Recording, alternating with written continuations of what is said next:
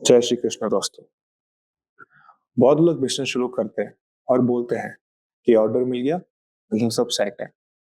लेकिन मैं आपसे एक सवाल पूछता हूँ, अगर आपको कल 50 लाख का ऑर्डर मिल जाए तो क्या आप कर पाएंगे? और अगर नहीं कर पाए तो क्या उस ऑर्डर ने आपकी बिजनेस को ग्रोथ दी है या बर्बाद किया है? दोस्तों, ऑर्डर एक स्किल है, लेकिन आपको ऑर्डर कंप्लीट करना एक कैरेक्टर है। और बिजनेस में वही जीतता है जो कस्टमर को ट्रस्ट पा सके, कस्टमर आपको दोबारा ऑर्डर दे। आज हम इस वीडियो में यही बात करेंगे कि ऑर्डर होते क्या है, ऑर्डर मिलते कैसे हैं, लोकल ब्रांड ब्रांडेड में फर्क क्या है, और सबसे इंपॉर्टेंट,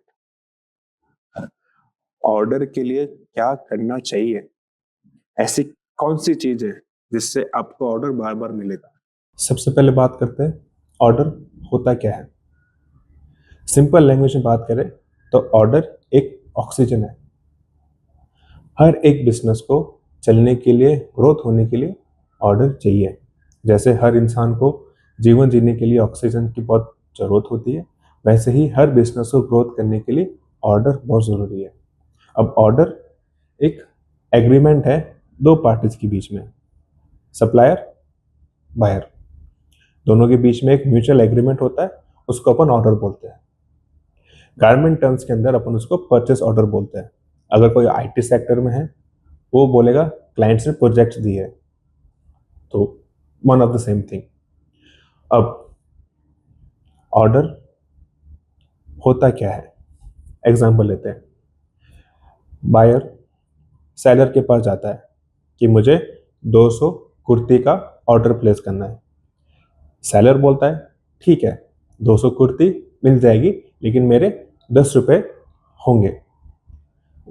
बायर कहता है ठीक है, लेकिन आप मुझे कितने दिन में देंगे? सेलर बोलता है मुझे 1 महीना लगेगा, 30 डेज, मैं आपको दे दूंगा। बायर बोलता है ठीक है। अब सेलर बोलेगा कि भाई, आपको मैं ऑर्डर तो दे रहा हूँ, लेकिन मेरा पेमेंट पेमेंट कैसे करेंगे?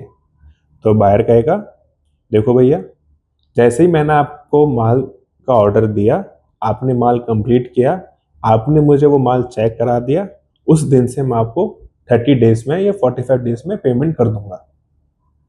अब सेलर बोलता है 45 डेज तो बहुत ज़्यादा है भैया, आप उसको 30 डेज में कर दीजिए। बायर कहता है ठीक है, डन। अब ये चीज़ है एक म्यूचुअल एग्रीमेंट, ये अभी केवल वर्बल हुआ है, इसमें कुछ रिटर्न नहीं है। अब क्या होगा, या तो बायर की तरफ से या सेलर की तरफ से एक क्रिएशन होगा। क्रिएशन मतलब कोई भी एक जना पीओ ड्राफ्ट करेगा, जिसको अपन बोलता है परफॉर्मा इनवॉइस, पीआई। ये एक पीओ का छोटा भाई है जिसमें आप करेक्शन कर सकते हैं। अब या तो सेलर दे या बायर दे। उसमें क्या क्या चीज़ होगी, उसमें होगा कि एक्स वाई जेड कंपनी का ये मैं पीओ ड्राफ्ट कर रहा हूँ, उसने मुझसे 200 कुर्ती मांगी है, इंटू 10 रुपये प्राइस, 2000 रुपये मेरा इसका इन्वॉइस का बिल बनता है। पेमेंट टर्म्स हमारी ये है, हमको इतने दिन में डिलीवरी करनी है, 1 महीने के अंदर। ये उन्होंने रिटर्न किया। बायर या तो सेलर को देगा, नहीं तो सेलर बायर को देगा। अब ये दोनों के बीच में सबसे पहला ड्राफ्ट हुआ पीओ। पीओ यहाँ पे ड्राफ्ट हुआ, यहाँ पे पीओ क्रिएट हुआ। फिर आती है एक्सेप्टेंस, कि दोनों ने एक दूसरे को जब पीओ ड्राफ्ट भेजा, दोनों ने उस टर्म्स को एग्री किए, तो दोनों बोलेंगे हाँ भैया, हमने जो बात की थी वो एज इट इज इस पीओ ड्राफ्ट में है, हम इसको एक्सेप्ट करते हैं। अब एक्सेप्ट के बाद दोनों एक दूसरे को पीओ इशू कर देंगे कि ये लो भैया आपका पीओ। सेलर बोलेगा हाँ भी बायर, ये रहा मेरी तरफ से पीओ। अब फुलफिलमेंट, सेलर उस पीओ को फुलफिल करेगा। वो जो गुड्स और सर्विसेज जो पीओ के अगेंस्ट में बनाई है, वो उसको फुलफिल करेगा। उसके बाद वो चेक करेगा, कौन? बायर।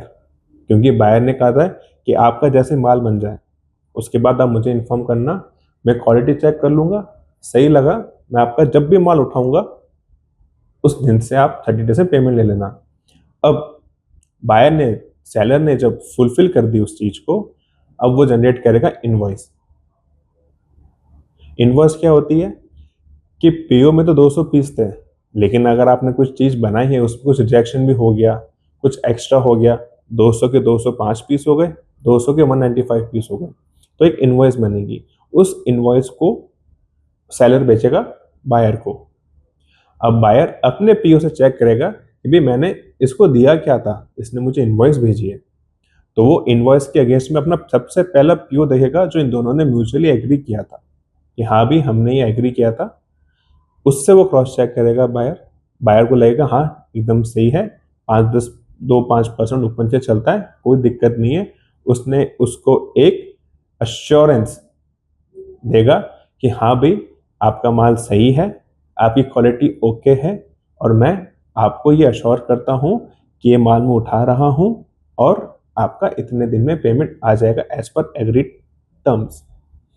दोनों के बीच में वो उस पीओ का एग्रीमेंट क्लोज।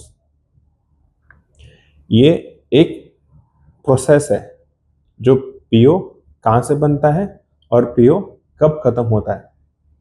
तो ये जो बायर और सेलर के बीच का जो एग्रीमेंट है, इसको अपन बोलेंगे ऑर्डर। ये एक लाइव पीओ है और एक करंट पीओ है हमारा। ये रिलायंस का पीओ है, क्योंकि हमने पहले ही बताया था हम ब्रांड्स का भी काम करते हैं। तो ये रिलायंस का पीओ है।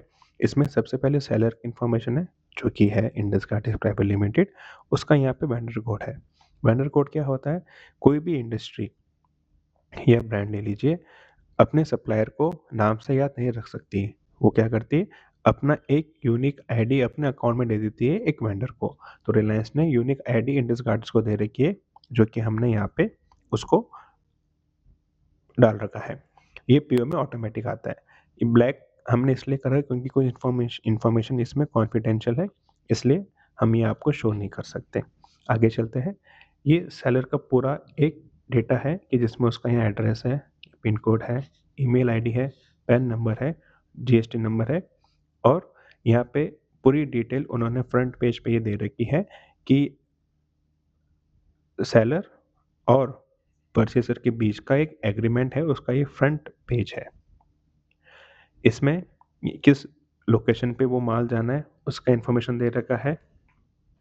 इस पूरे पीओ का वैल्यू कितनी है वो यहाँ पे दे रखी है, और इसकी डिलीवरी डेट क्या रहेगी, मतलब उनको गुड्स कब चाहिए उसका यहाँ पे उन्होंने ऑलरेडी यहाँ पे टाइम डाल रखा है, डेट एंड टाइम।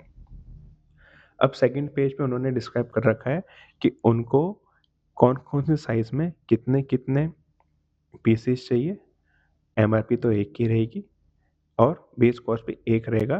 तो ये पूरा का पूरा ये जो इन्फॉर्मेशन है ये हमारे काम आती है, एक तो वॉश केयर के अंदर, दूसरा आप जो ब्रांड टैग्स देखते हैं जहाँ पे आप शॉपिंग करने जाते हैं, ब्रांड टैग्स के ऊपर एमआरपी डिटेल होती है, वो डिटेल का फॉर्मेट यही है पीछे का। इसी फॉर्मेट से वो डिटेल हम बना पाते हैं, और इसी फॉर्मेट की वजह से हम वो डिटेल आप तक वो चीज़ें उस वे में पहुँचा सकते हैं। थर्ड पेज में उनकी वो सारी की सारी कॉन्फिडेंशियल इन्फॉर्मेशंस तो नहीं बोल सकते कि कॉन्फिडेंशियल नहीं, ये एक लीगल टर्म्स है जो इंडस गार्टेक्स ने और रिलायंस ने म्यूचुअली एग्री किया हुआ है। उसको हमने रिटर्न के अंदर यहाँ पे दिखा रखा है, और इसको हम दोनों पार्टीज एग्री करते हैं। ये हो गया आपका रिलायंस का। अब मैं आपको दिखाता हूँ लाइफस्टाइल का। लाइफस्टाइल में भी लगभग लगभग चीज़ें सेम ही हैं। उनका भी एक यूनिक वेंडर कोड होता है जो वो हर एक अपने सप्लायर को प्रोवाइड करती है। इस जगह पे सप्लायर की इंफॉर्मेशन है, और यहाँ पे उन्होंने फ्रंट पेज पे ही पेमेंट टर्म्स डाल रखी है, वो है MSME 45 डेज। यहाँ पे उन्होंने दे रखा है कि हमने आपको ऑर्डर कब प्लेस किया था और हमको आपसे डिलीवरी कब चाहिए। ये जो पीओ है ये है बेंगलोर डीसी का। यहाँ पे उन्होंने साइज वाइज क्वांटिटी दे रखी है। एमआरपी सबकी सेम रहेगी जो यहाँ पे उन्होंने ऑलरेडी दे रखी है, और प्राइस उन्होंने यहाँ पे दे रखी है। तो ये चीज़ हमेशा से सेम रहेगी। ये टोटल पीओ का वैल्यू हो गया कि इतने का वैल्यू है और इतने फीस है।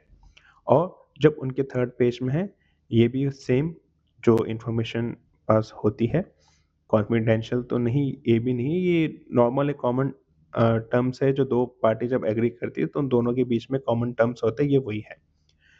तो दोस्तों हमने जो आपको बताया अभी कि पीओ क्या होता है, ये एक्चुअल पीओ है। अब देखिए 15 में तो अभी गई थी, उसका आप देखिए कि एक्चुअल पीओ है कि पीओ ये ऐसे बन के हमारे पास आते हैं, तो पीओ के बेस पे ही हमारा वर्क शुरू होता है। कोई भी इंडस्ट्री बिना पीओ के काम शुरू नहीं करती है और करना भी नहीं चाहिए। आपको बहुत बड़ा नुकसान हो जाएगा उससे। तो ये है आपका ऑर्डर। अब ऑर्डर आते कहाँ से है, देखेंगे अगले एपिसोड में।